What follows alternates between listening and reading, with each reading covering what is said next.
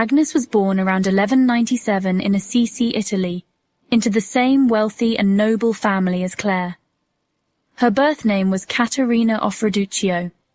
Like Clare, she grew up in privilege, surrounded by servants, silk dresses, and the expectation of a grand, arranged marriage.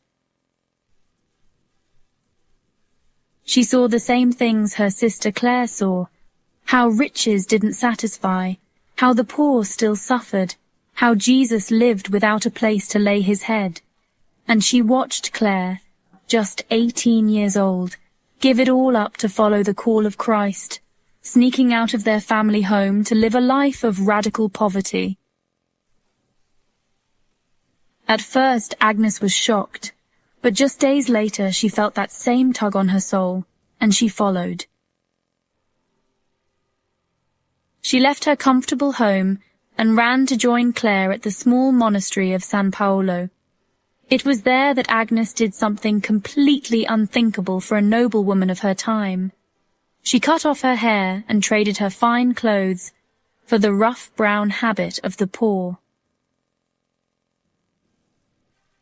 She was just about 15 years old, but when their family found out, they were furious.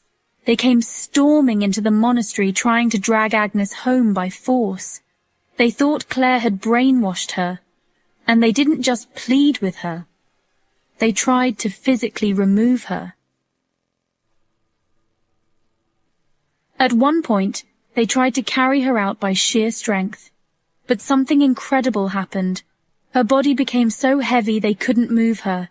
They pulled, they yelled, they begged, and she just lay there smiling, praying. Agnes stayed. That moment became a turning point, not just for her, but for the whole community of what would become the Poor Clares. With Clare leading and Agnes right beside her, the sisters created a way of life that was completely countercultural, rooted in poverty, prayer, sisterhood, and total trust in God's providence. Agnes wasn't just Clare's sister.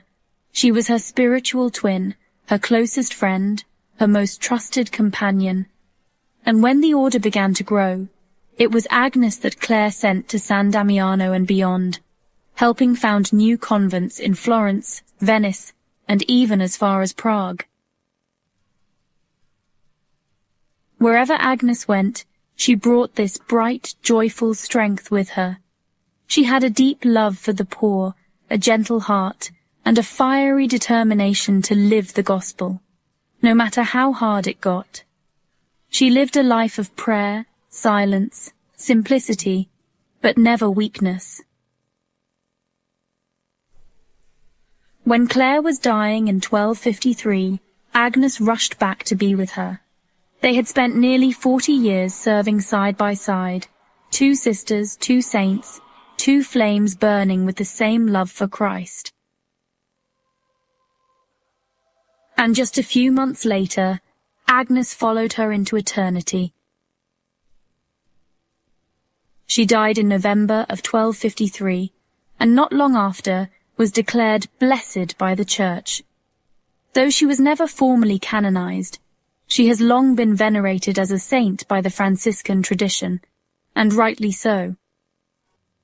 Thanks for watching. If St. Agnes's story moved you, don't forget to like, subscribe, and share it with someone who needs to hear about the strength of quiet faith.